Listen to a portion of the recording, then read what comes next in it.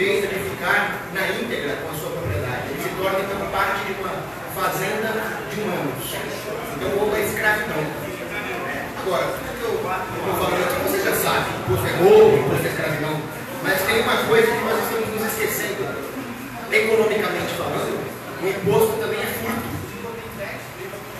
Porque se você chegar para alguém na rua e falar, vamos acabar com os impostos, você pode explicar ética para a pessoa, que ela, contaminada por anos de doutrinação estatista, vai falar, mas essa luta é mais de educação, mas tem não sei o quê. E ela se esquece dos efeitos deletérios da tributação em toda a economia, em todos os insumos que são usados para prover esses bens com os quais ela se preocupa. Porque os efeitos da tributação na economia estão escondidos do público.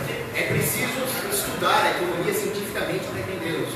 E o governo, com a sua demagogia, se aproveita desse desconhecimento econômico da população para apregoar as benesses das políticas públicas.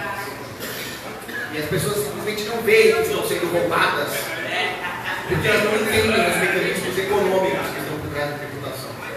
Então, o Santo Isidoro de Sevilha escreveu um tratado sobre etimologia, onde ele mostra que a palavra furto vem de furvos, que por sua vez vem de fuscos, que é a escuridão, as trevas, a penumbra.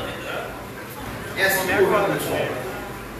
Se o governo fosse transparente, ele cairia. Se o governo falar, olha, eu vou assaltar vocês, eu vou falsificar a moeda de vocês e obrigar vocês a usar, porque eu vou me locupletar e fazer políticas públicas para criar mais dependência. Bom, o governo cairia no dia seguinte.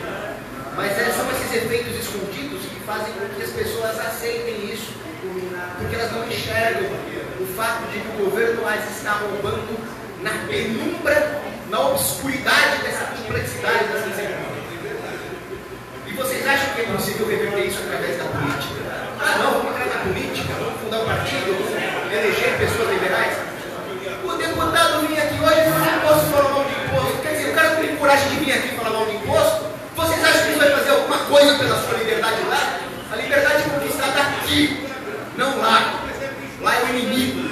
Você tem que acordar para isso de uma vez por todas. A política não está a nosso favor. Cada político está preocupado com o seu. Quem está preocupado com a sua liberdade é você e a sua família. Muito bem. Tendo dito isso, eu vou fazer um pouquinho do que a esquerda gosta de fazer. Eu vou fazer uma crítica social baseada na letra do rap. É uma metodologia da esquerda, mas não sejam da esquerda. Tem um rap muito bom do Atalib afirma que se chama política. Nossa vida mais e mais ficando crítica. Basta olhar que você vê que a vida cívica deteriora quanto por uma coisa pública. E lá para as tantas eles falam a seguinte frase do rap. 5 vezes menos. Eles falam, como é que era mesmo?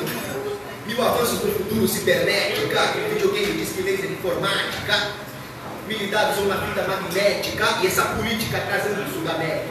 Demagogia se tornando vida prática, recessão na economia mais estática. A gente não sabemos nenhuma gramática, e na saúde, que é uma coisa da gramática.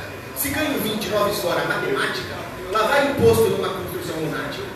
E aí, mais pra frente, eles falam o seguinte: a inflação é consequência deste cólera, e todo mal que nos assola é uma alíquota, cujo montante principal é a política. Muito bem, vamos analisar agora essa letra do rap. Mil avanços no futuro cibernética, com videogame, disque laser, informática, mil dados ou uma fita magnética, e esta política trazendo o sul da América. O que é isso? O que ele está falando, esse rap é do começo dos anos 90, aquela época em que a tecnologia informática estava se desenvolvendo, .com, a tecnologia avança. É da natureza do homem buscar conhecimento e aplicá-lo para a melhoria das condições humanas. Então, ao longo do tempo, esse conhecimento técnico vai sendo acumulado. Por outro lado, institucionalmente, nós estamos indo para trás. Uma coisa que o Ortega y Gasset já falava, né? Os avanços técnicos acontecem, vão se acumulando, mas as instituições que possibilitam que esses avanços tecnológicos aconteçam vão se deteriorando com a política, até chegar ao ponto em que nós entramos numa estagnação total, inclusive dos avanços tecnológicos. O problema é que esses avanços tecnológicos geram um enorme ganho de produtividade que acaba camuflando os efeitos da tributação na economia e as pessoas não percebem o quanto elas estão sendo roubadas. E quando o Ciro Gomes chega para o Rodrigo Constantino e fala, mas dá bilhão, vamos cortar 1 bilhão da onde? Fala, de onde nós vamos tirar 1 bilhão? Vamos tirar da saúde? Vamos tirar da educação?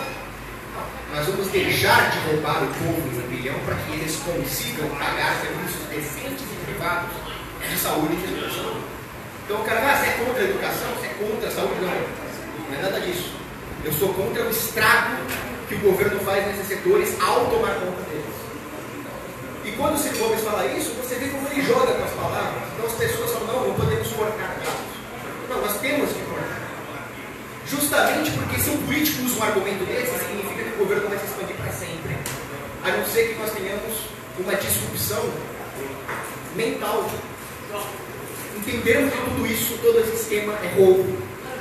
Sem essa disrupção mental, as disrupções tecnológicas vão acabar parando em dia. E aí nós vamos ficar dependentes do governo em todos os sentidos. Econômico, militar, social. Isso não pode acontecer. O governo vai nos atacar onde é mais estratégico, onde vai gerar mais dependência. E onde é mais estratégico? Nos combustíveis.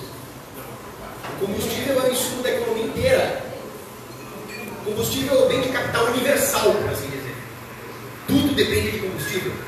Você pode achar que não, mas a minha empresa não depende do preço dos combustíveis. Isso só seria verdade se você tivesse lá na sua empresa a produção de todos os seus insumos, que tivesse uma loja e os seus clientes morassem lá, e você teria uma economia fechada naquele terreno. Só assim, para você não depender de combustíveis. E uma economia dessa entraria em depreciação rapidamente. É aí que o governo nos ataca. Porque se nós dependermos do combustível para a prosperidade econômica geral, para a nossa liberdade de deslocamento, o governo, ao tributar os combustíveis, tem a população na sua mão. Então vamos pedir para o governo baixar os combustíveis, vamos fazer uma política pública em relação a isso, vamos eleger um deputado que prometa baixar os combustíveis. Isso não adianta. O governo se retroalimenta. Se você manda o governo cortar custos, não, precisam cortar custos para depois cortar os impostos.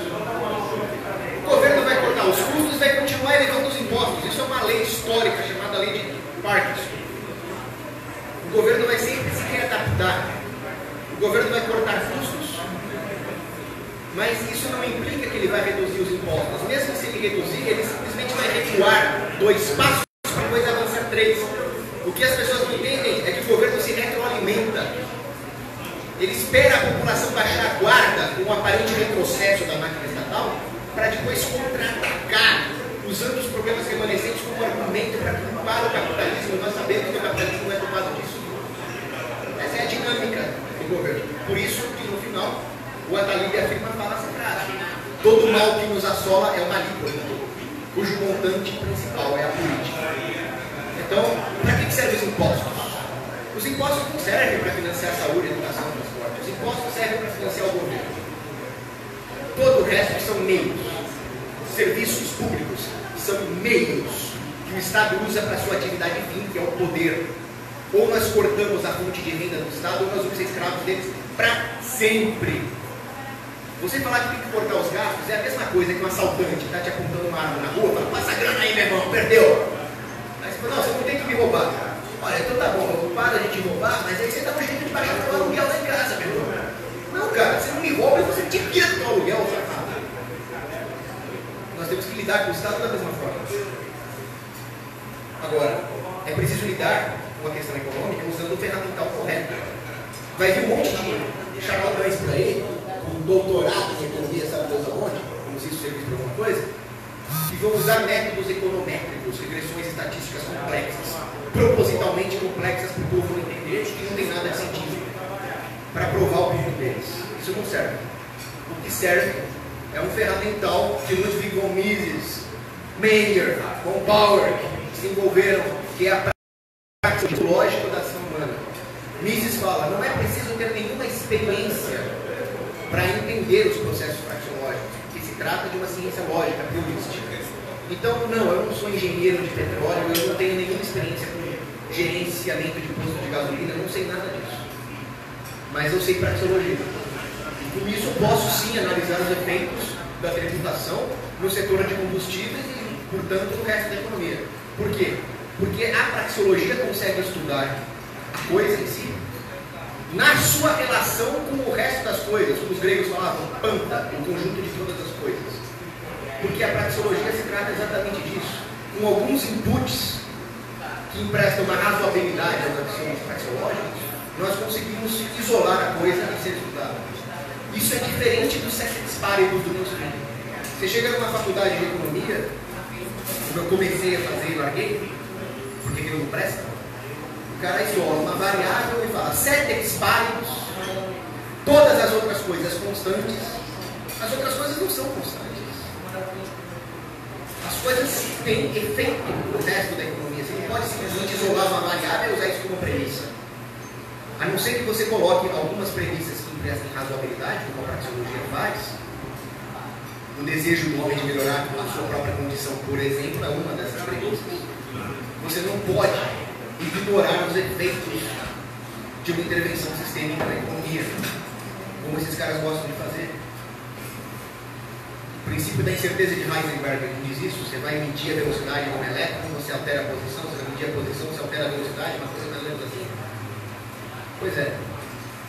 Então, com o ferramental praxeológico, nós conseguimos chegar a um grau razoável de certeza. Todas as outras escolas econômicas são completamente falhas em relação a isso. Tendo dito isso, quais são as causas sociológicas e políticas da eliminação do combustível? Porque eu me pergunto, na cabeça de qual doente mental passa a ideia de tributar o combustível, que é a base de tudo? Eles usam duas desculpas principais. A primeira é o óbvio. Sempre tem a questão do óbvio. Alguns falam, o dono do posto de gasolina não tem a compensação justa pelo seu serviço, então vamos subsidiar o aumento do combustível. Meu amigo, a compensação justa é aquela que você consegue no mercado, não aquela que você consegue através do lobby. Isso funciona com uma parcela específica da população, aqueles grupos que são suficientemente organizados para ir até Brasília, pedir para o governo jogar os custos das suas operações nas costas da população. Agora, como é que você convence a população em geral? A população que não pertence a esses grupos de interesse. A principal desculpa é a desculpa ambiental. É muito bonitinho. É o próprio ursinho panda lá, fofinho, e começa a falar um monte de falácia econômica. Aí a pessoa que não sabe nada de economia vê a cara do ursinho panda, meu Deus, que Curitiba é demônio. Você não sabe de economia, tu cala com a boca. Então, essa desculpa ambiental causa um aumento brutal do preço dos combustíveis. O Canadá, que é o país mais canto que existe, com um primeiro-ministro que é o cookiesmo encarnado, que é o Trudeau, eles estão cheios de regulação ambiental e se traduzem em taxas em cima do combustível. O resultado é que o preço médio por galão da gasolina canadense é 3 vezes o preço médio dos Estados Unidos. O canadense não aguenta mais pagar imposto em cima do combustível. E olha que os Estados Unidos não é nem paraíso libertário também, que tem um monte de carros. Essa desculpa, o carro polui, o carro é uma desgraça, o carro é uma invenção do demônio, foi muito bem abordada pelo P.J. Rourke, que era um grande ativista anarquista. Ele dizia o seguinte: o carro desperdiça o quê? Vocês ficam falando para taxar o carro para investir em transporte coletivo? Você consegue, com o transporte coletivo, ter a mesma liberdade que você tem com o carro? O carro polui. Você sabe como é que eram as cidades antes do carro? Um cocô de cavalo até a canela e as pessoas morrendo de tifo por causa dessa contaminação, sem falar nos cadáveres dos cavalos. Quer dizer, o cara que fala que o carro polui, ele estudou a história dos transportes. Antes do carro, sim, que era uma sujeirada. Agora, os impostos diminuem a qualidade das coisas. Toda vez que nós taxamos, nós temos dois efeitos. A composição desses dois efeitos vai depender de muitos fatores, mas basicamente são o aumento do preço e a queda da qualidade. Quando nós falamos em queda da qualidade do combustível, nós falamos em uma perda da octanagem. Ou seja, você vai queimar mais combustível para ter o mesmo desempenho. Isso se traduz em poluentes.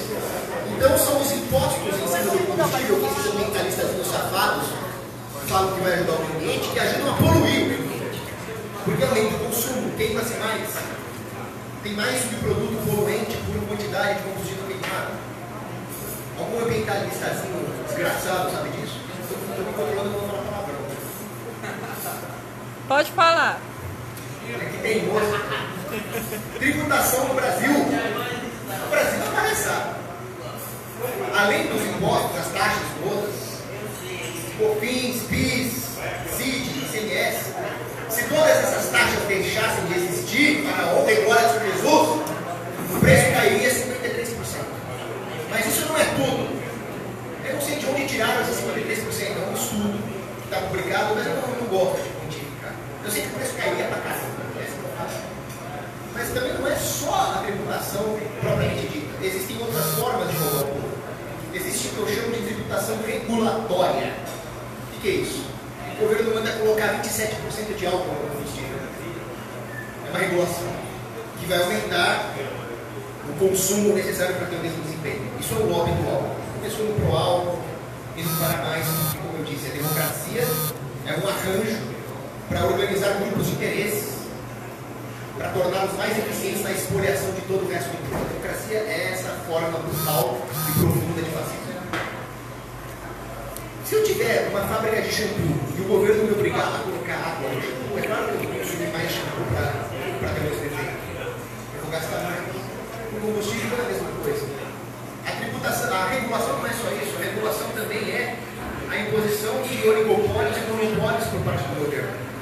Combustível não é só o posto de gasolina. Combustível é a exploração, é o refino, é a distribuição e aí sim a comercialização. A Petrobras, que é o monopólio do governo, praticamente controla 98% desse processo. Eles têm 13 das 17 refinarias no Brasil. Preço de monopólio é acima do preço natural. Essa diferença é uma forma de tributação também. Não é só isso, tem muito mais coisa. Existe uma tributação subsidiária. Vocês sabiam que é proibido no Brasil ter carros de passeio movidos a diesel, como tem na Europa? Lobby do diesel. Aí tem alguns setores de fazendeiros lá, coronéis, que podem comprar o diesel. E aí eles compram o diesel subsidiado a custo da população, que é obrigada a gastar mais por gasolina, já que a demanda por gasolina é aumentada artificialmente. Não tem carro a diesel, o povo é obrigado a comprar gasolina. Então existe uma pressão de demanda artificial no preço da gasolina. Essa diferença também é uma forma de tributação. Ou seja, o governo está tributando de forma que você nem sonha. Eu nem quero mais saber como é que o governo me rouba, eu só quero acabar com a raça desses caras. E aí nós temos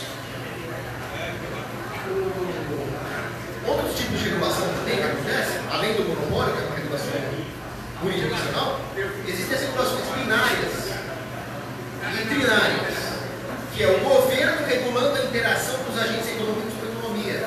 Eu não sei detalhes sobre isso, mas eu imagino que você precisa de licenças especiais para abrir um posto de gasolina. Agora, se eu quero comprar gasolina do João e o João quer me vender gasolina, o que o governo tem a ver com isso? Por que ele causa essa interferência binária? Isso é mais uma forma de contribuir para o aumento do preço dos combustíveis.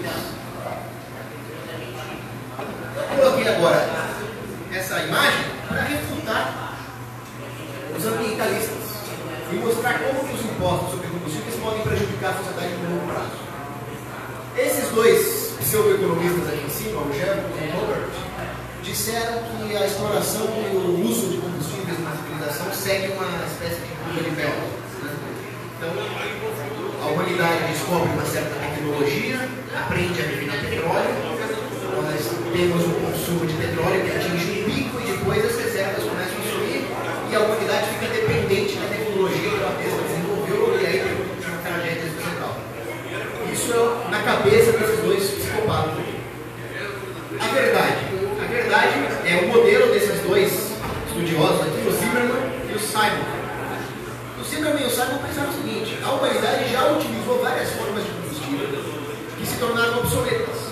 Mas, à medida que ela é livre para usar esses combustíveis nos fins mais urgentes, de forma a gerar uma racionalidade econômica, ela acumula capital financeiro e conhecimento.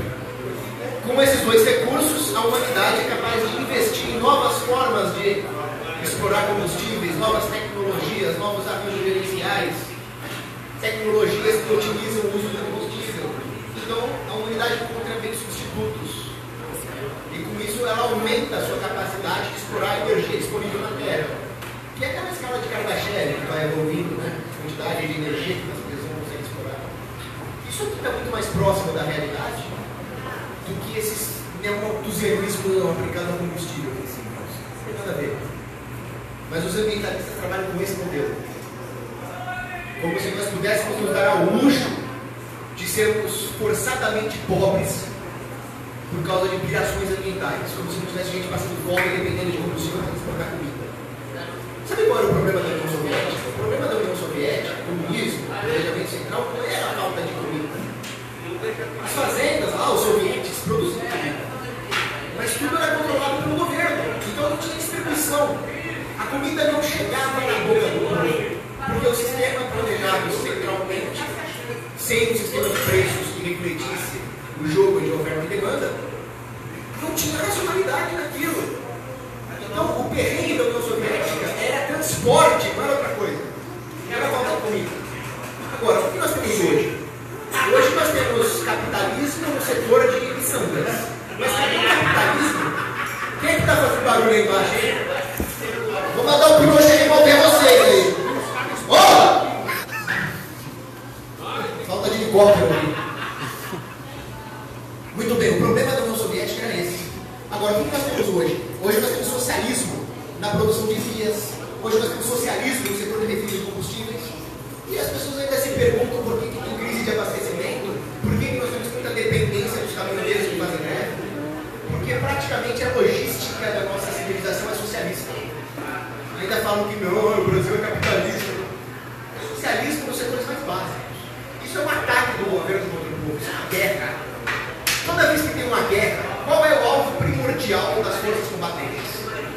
Mais importante que destruir a infantaria, destruir a artilharia, é destruir as refinarias. Foi isso que os americanos fizeram na Operação Tidal Wave, em 1943. Eles bombardearam as refinarias alemãs na Romênia. Dizem, são hipóteses, que o Hitler teria perdido porque ele não conseguiu garantir o suprimento de combustíveis. Agora, se o governo ataca a capacidade logística da população na forma de impostos sobre combustíveis, por que eu estaria sendo paranoico de achar que o governo vai guerra na população? Vocês estão fazendo exatamente isso. O próximo slide é a respeito de como os impostos sobre combustíveis são muito mais do que um aumento de preços praticado nos meios de consumo. São muito mais do que uma perda de poder aquisitivo da população, que vai ter que gastar mais com combustível e vai sobrar menos para a educação, para a comida. É muito mais do que isso. É um ataque logístico contra a nossa prosperidade. A logística é uma das coisas mais complexas que existem. Tem uma amiga minha que ela é oficial do exército americano, da arma de logística, da arma de transporte, Transportation Force. O lema deles é: nada acontece até que se morra. E aí ela estava falando para mim o seguinte: o pessoal prestigia muito as forças especiais, os boinas verdes, mas quem faz o trabalho mais difícil sou eu, porque é o mais complexo. O general fuzileiro naval Robert Barrow dizia o seguinte: o amador fala em tática, o profissional fala em logística. É complexo, mas no que tange a civilização humana e a capacidade da economia de abastecer as lojas, as fábricas, os pontos de consumo, isso vai depender de preços de mercado. A complexidade disso aqui, no nível de uma civilização, é grande demais para que o planejador central coloque o dedo. O planejador central não consegue gerir uma lojinha de 1,99. Como é que ele vai gerir a logística econômica de uma civilização? Então nós vamos ver como os impostos combustíveis afetam tudo isso. Só um parênteses. Ah, não, mas tudo bem, o combustível tem que ser livre, mas o governo tem que fazer a estrutura, a infraestrutura de transporte. Não. O lugar onde o governo mais prestou a fazer isso é a União Soviética. Resultado, em 1988, praticamente 90-95% das ferrovias soviéticas vinham de antes de 1917. Foram construídas na época do Czar. Quer dizer, em 70 anos de União Soviética, eles não fizeram ferrovias novas. cadê o tal do governo que vai fazer a infraestrutura? Nem eles querem. Agora vamos lá, vamos falar sobre os efeitos do imposto nessa malha logística. Primeira coisa, existe uma perda de escala que reduz a capilaridade das vidas. Vocês concordam comigo que se existe um imposto sobre combustível que vai encarecer os produtos da economia e vai diminuir o poder aquisitivo do povo, vai haver menos oportunidades de transporte, de fechar o negócio, de frete, por exemplo? Tudo bem. Então, menos projetos viários vão se tornar viáveis. Porque eu vou construir uma estrada que vai ligar uma cidadezinha X até uma cidadezinha Y, se tem imposto no combustível e as pessoas não vão girar essa máquina de transporte para fazer valer o meu investimento nessa vida. Então, nós vamos ter duas situações: cidades pequenas isoladas dos polos econômicos, que é péssimo, e nós vamos ter uma concentração da distribuição geográfica, demográfica das pessoas nesses polos. Gente apinhada no mesmo lugar, gente apinhada no mesmo lugar que precisa ser abastecida, ao invés de estar espalhada. Então nós vamos ter um aumento do congestionamento nessa região. O congestionamento gera um aumento do consumo de combustível, que vai forçar um aumento de preços também. Então essa perda da capilaridade da rede logística vai se retroalimentar. Por causa do aumento do consumo de combustível, por causa do congestionamento, os preços sobem, e as pessoas ficam concentradas no mesmo lugar, demandando todo esse abastecimento. E com a perda dessa capilaridade, com algumas cidades isoladas dessa malha logística, nós vamos ter um outro efeito, que é a redução da divisão de trabalho. Como é que funciona a divisão de trabalho, que tanto se fala, da venda de carro?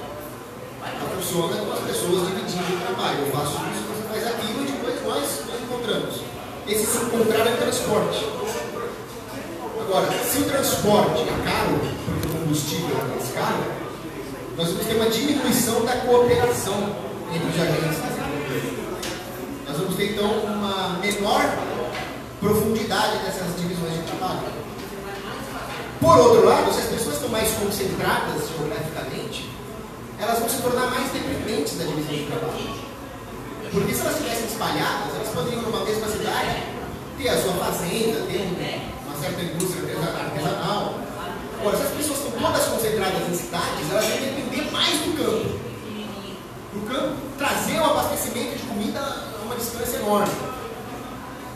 Mas peraí, elas estão mais dependentes da divisão de trabalho, mas por causa dos impostos do combustível nós temos menos profundidade dessa divisão de trabalho. A conta não vai fechar. Então a sociedade vai se tornar cada vez mais dependente economicamente. Por isso que eu falo, o imposto sobre o combustível é dos piores que existe. Aí nós vamos ter uma outra questão aqui, a irracionalidade da malha viária. Vamos pensar numa sociedade onde o Estado não existe. As vias serem construídas de forma empreendedorial, como é em Hong Kong. Como é que funciona o metrô de Hong Kong? O governo não faz nada. O governo simplesmente não atrapalha o empreendedor que quer fazer o metrô. Aí o empreendedor faz o metrô, ele compra todo aquele terreno em volta, com o metrô o terreno se valoriza, e aí ele aproveita para especular e vender para aqueles que quiserem ter lojas, restaurantes, nas galerias do metrô, e é assim que o dono do metrô lucra. Por que nós não fazemos isso com tudo? Com viadutos? Com as estradas? Isso geraria uma racionalidade. Agora pense o seguinte, Benjamin Franklin, ele dizia muito bem dito que o tempo é dinheiro. Se o tempo é dinheiro, faria todo sentido que um empreendedor fizesse uma estrada grande, que desse uma volta maior para chegar no mesmo lugar, que gastasse até talvez mais combustível, mas que te tomasse menos tempo. Se tempo é dinheiro, essa conta faz sentido. Eu vou gastar mais dinheiro, menos tempo. Com esse tempo que eu economizei, eu vou trabalhar mais e vou ganhar mais. Muito bem. Agora, se o governo distorce essa relação que existe entre tempo e dinheiro que está cheio do combustível, talvez fique inviável economicamente fazer essa nova via. Fazer uma via alternativa. Então as pessoas vão continuar gastando um tempo enorme no trânsito. Aí elas vão procurar um modal diferente, um modal que talvez não use combustível, um patinete, um aplicativo de patinete desse que tem por aí. Aí o governo, bom, então vamos taxar mais o combustível para incentivar o uso de transporte alternativo.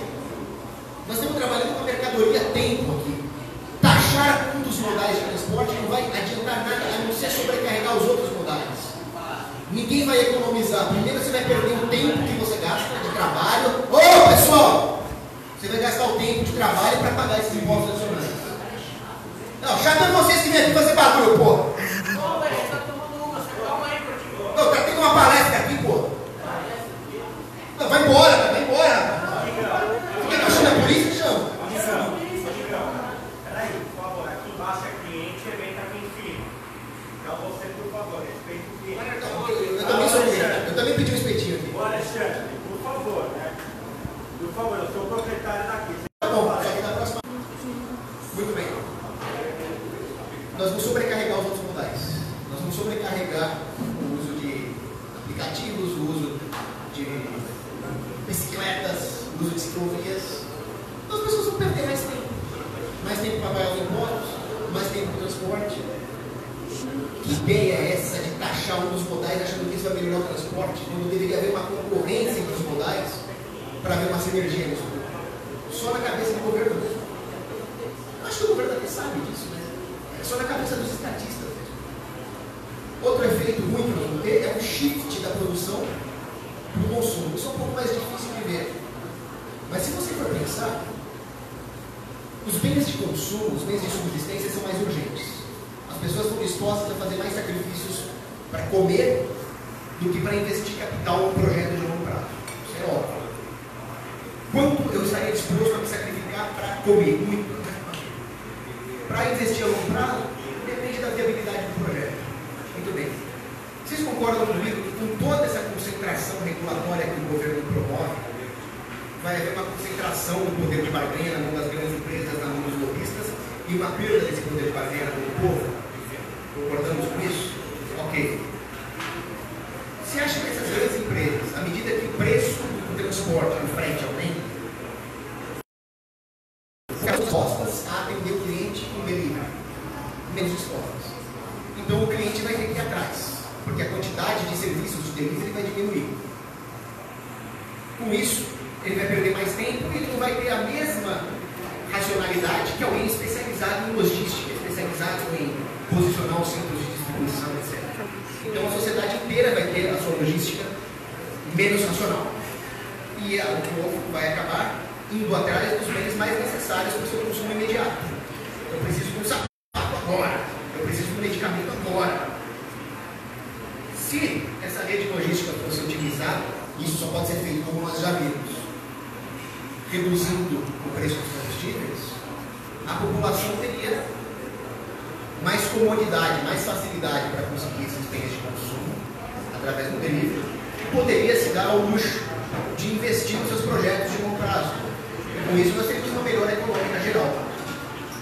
Aí o pobre também fica em pior situação. Não só porque todo imposto acaba afetando a vida do pobre, mas também por uma coisa chamada efeito Alken-Allen. Isso aqui é um efeito mais sutil da economia, mas ele diz o seguinte, eu até falei um pouco disso na minha palestra sobre liberação das drogas. Vamos supor que uma cidade produza maçã, em homenagem ao Rodrigo Fraga, vamos falar de maçãs. Vamos supor que tenha dois tipos de maçã, a Premium e a Povon. Esses dois economistas, o Alken e Allen, descobriram que haverá uma tendência que as maçãs Premium sejam exportadas. Por quê?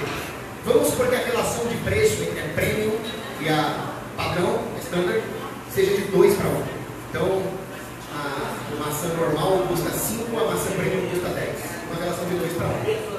Agora, vamos supor que essa maçã seja exportada para o outro lado do continente e o preço do transporte é o mesmo para a maçã Premium e para a Standard. O caminhoneiro não vai fazer uma diferença de preços aí. Então vamos supor que haja um aumento de 5 por causa do transporte. A Premium vai ser vendida lá na exportação a 15 e a Standard a 10. A relação mudou. A relação não é mais de 2 para 1, é de 1,5 para 1. Se a relação é só de 1,5 para 1, comparativamente é muito melhor consumir a maçã Premium. Fica muito mais barato para o cara que mora longe. Então existe uma tendência natural de escoar a produção dos produtos melhores para fora do seu local de produção. A população local fica com acesso a produtos de melhor qualidade. Isso é uma realidade econômica. A única coisa a ser feita é melhorar a prosperidade econômica para que a qualidade geral melhore. Agora, se tem um imposto sobre combustível, esse custo que vai ser adicionado no transporte é muito maior. Vamos supor que agora o transporte não seja 5, por causa do imposto vai para 10. O que vai acontecer? A maçãzinha vai para a prêmio, vai para 20 e a outra vai para 15. Agora a relação é menor ainda. Então agora sim que essa cidade vai ficar sem nenhuma maçã prêmio. Os grandes polos vai ficar desamparado. Quanto maior forem os preços praticados nos combustíveis. E finalmente, nós temos essa questão da meta logística de longo prazo. O que é isso? Toda vez que nós fazemos um planejamento logístico, nós temos que calcular o tipo de combustível que nós vamos usar. Então, seria razoável imaginar que a sociedade tem todo o interesse do mundo para desenvolver combustíveis cada vez mais eficientes, baratos, menos poluentes, veículos e motores mais eficientes que usem menos combustível, etc. Com que dinheiro? O dinheiro que está sendo usado para pagar esses impostos, esses subsídios e para cumprir essas regulações, é dinheiro que não está sendo usado na pesquisa e desenvolvimento de alternativas. Alternativas que melhorariam a eficiência da malha logística da economia inteira. É isso que o governo está fazendo conosco. Agora, mas uma coisa, tem condição de alguém defender uma coisa dessa? Eu não entendo. Eu não entendo como é que alguém defende imposto no combustível. Uma coisa bizarra. Então eu vou terminar por aqui e abrir para as perguntas.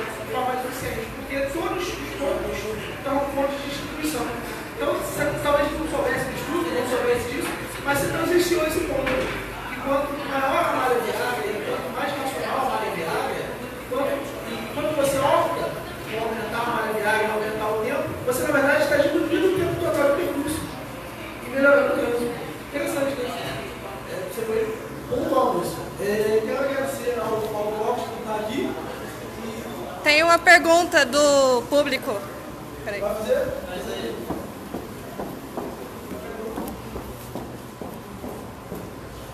Qual o nome da pessoa e qual que é a pergunta?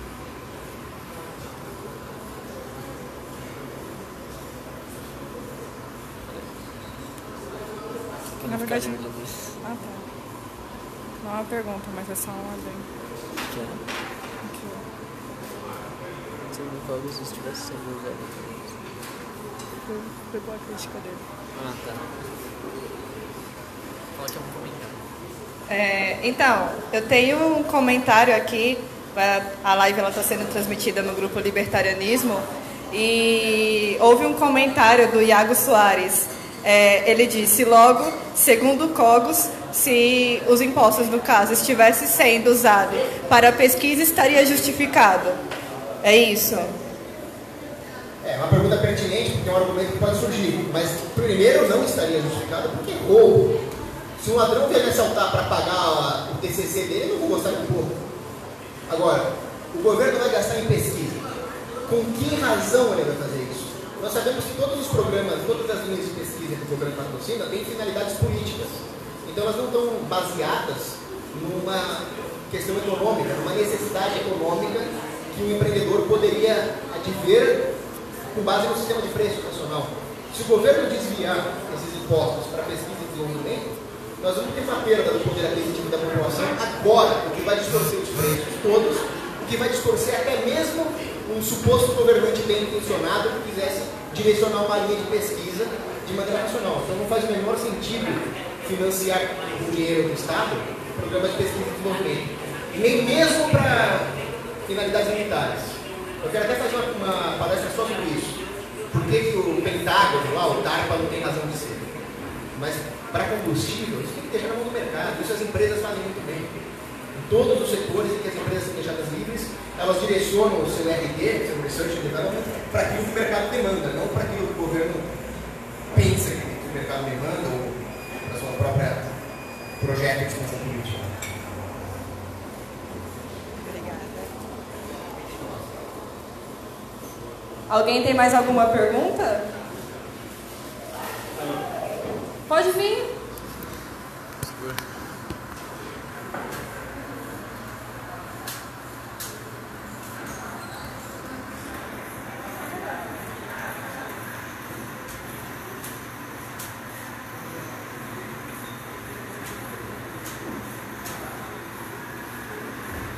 Se apresente, por favor. Meu nome é Antônio, sou voluntário do Partido Novo desde agosto do ano passado e, na realidade, uma pergunta muito mais relativa ao seu trabalho de divulgação dos ideais dos quais você defende, então, dos vários itens, né? Mas o principal é a liberdade e a individualidade. Então, eu diria para você o seguinte: duas perguntas. Primeiro, como atingir a população?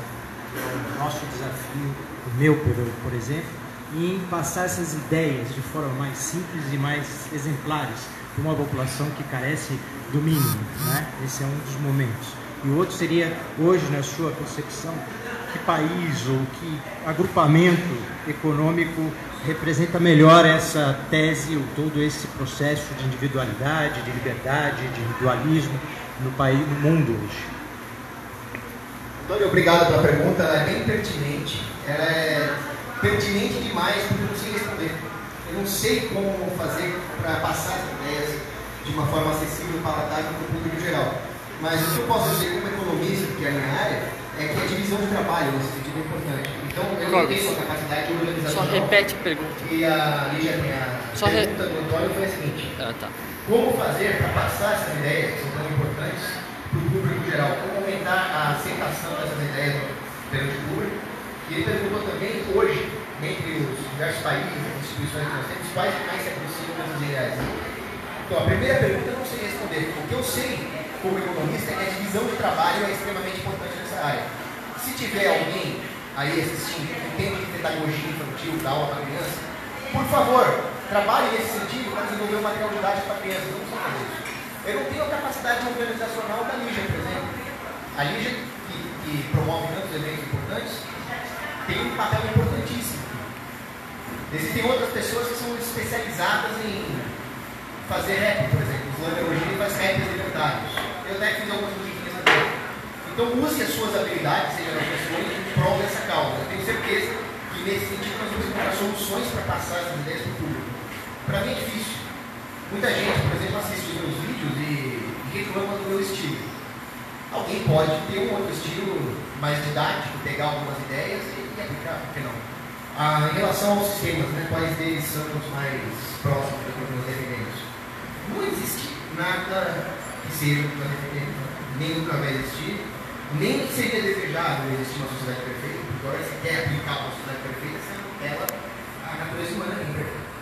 O professor Nogueira fala, uma sociedade perfeita, inclusive, ela faria o ser humano se afastar da transcendência, não seria recomendado. Mas o que nós devemos fazer é buscar aquilo que é moral. E aí, vendo os sistemas que existem hoje, existem coisas que são menos piores que outras.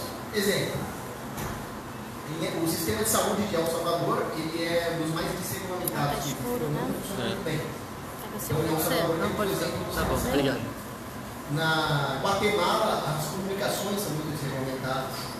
Funciona muito bem, apesar de ser um pouco com metade, ou também da nossa comunidade. Eles têm uma telefonia que dá de 10 a 0 na nossa, e é um preço menor. A Somália é uma terra arrasada por pirataria, por terrorismo. Mas só o fato de eles terem ficado sem o governo central durante um tempo, ainda que tenha tido senhores na guerra, a ONU, a desgraça toda, fez com que eles tivessem o melhor sistema de telecomunicações da África. A Sérvia, a Suíça e o Paraguai são excelentes porque eles têm armamento. A população tem acesso às armas, tem milícias. O Texas é assim um pouco também. Então, nesse quesito, eles vão 10 a 0 no resto do mundo. O Brasil, coitado. O Brasil, a única vantagem que nós temos é o jeitinho brasileiro. O sistema é horrível, de fato, né, de júri, mas na prática nós conseguimos dar um jeito com a nossa cultura do jeitinho. Então, essa essa coisa do Brasil se malandrinho, sim, é uma vantagem econômica. Lubrifica as engrenagens do comércio, como se volta.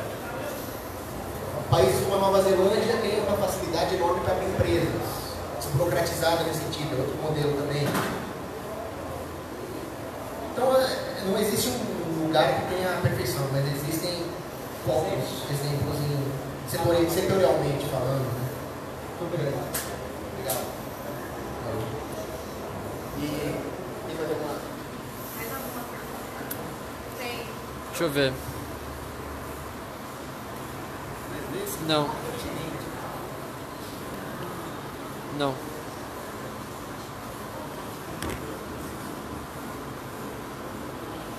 Antes de passar para o Clóvis para ele fazer a chamada junto comigo, eu gostaria de convidar aqui uma pessoa na qual eu tenho uma grande admiração. Eu já vou aproveitando também a oportunidade para pedir desculpas por algumas coisas que eu disse, mas eu gostaria de reconhecer todo o seu trabalho que você tem feito pelo movimento, por mais que a gente não tenha um pensamento totalmente igual, tem algumas divergências, mas você é uma pessoa na qual eu fico muito feliz que esteja presente aqui hoje. Como se você puder apresentar algo.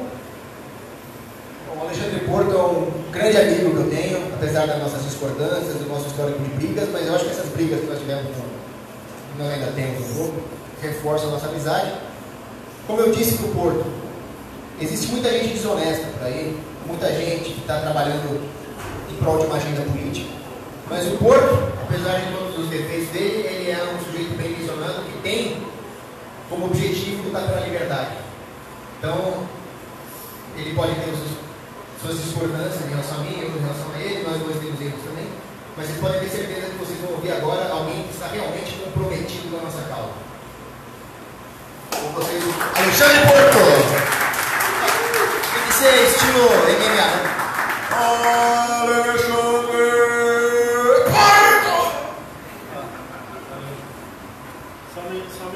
Queria te perguntar uma coisa antes de começar.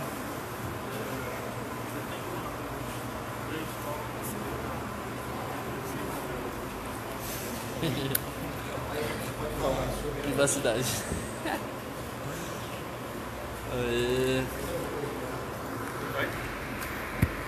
E aí, continua, né? Tá.